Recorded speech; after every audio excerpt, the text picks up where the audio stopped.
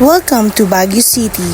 Baguio City, located in northern Philippines, is known for its rich indigenous heritage, primarily associated with the Igorot people.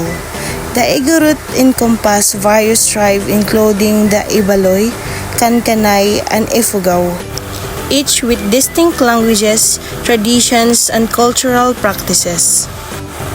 These communities have deep connection to the land, often practicing traditional agriculture and craft.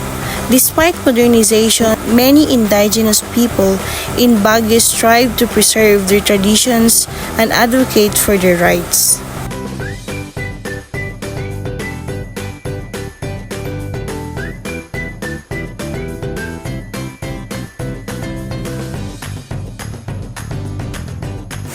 Agriculture among the Igorot communities of Baguio focuses on sustainable practices like terrace farming, which optimizes land use and manages water.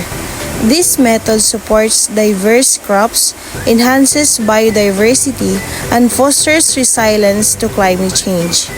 Farming is intertwined with cultural rituals, reflecting a strong connection to the land. However, modern challenges such as land conservation threaten these practices, prompting effort to preserve indigenous agriculture and ensure food security. Indigenous peoples in Baguio, especially the Igorot communities, have a rich tradition of herbal medicine using native plants to treat various ailments. This knowledge, passed down through generations, is intertwined with spiritual beliefs and rituals. Healers known as Balyan or Manghihilot provide physical, emotional, and spiritual support. However, the rise of modern medicine and the loss of traditional knowledge pose challenges, prompting effort to preserve indigenous healing practices while integrating them with contemporary health approaches.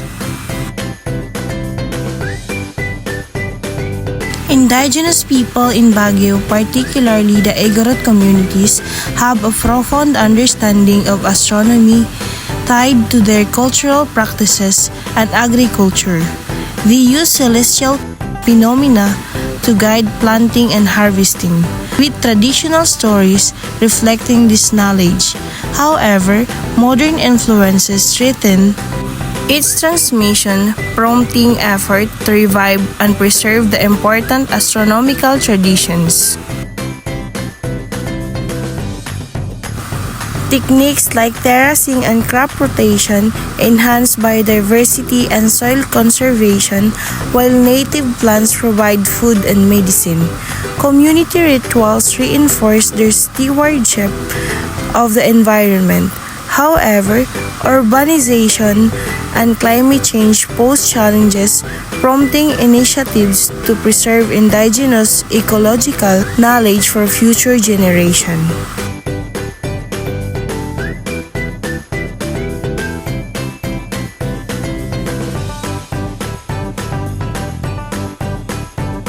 The indigenous people of Baguio, primarily the Igorots, have a rich history that dates back long before colonial influences in the Philippines.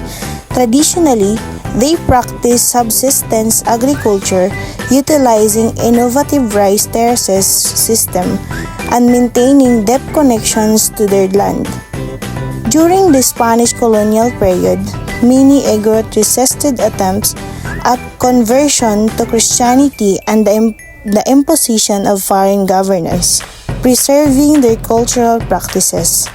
The American colonial era brought infrastructure development, turning Baguio into a summer capital and tourist destination, while often marginalizing indigenous communities. Post-World War II, the Igorot faced challenges related to land rights and cultural preservation. Yet, they have remained resilient, actively engaged in cultural revitalization and advocacy for their rights. Today, Baguio serves as a cultural hub for the Igorot people, highlighting their enduring heritage and influence.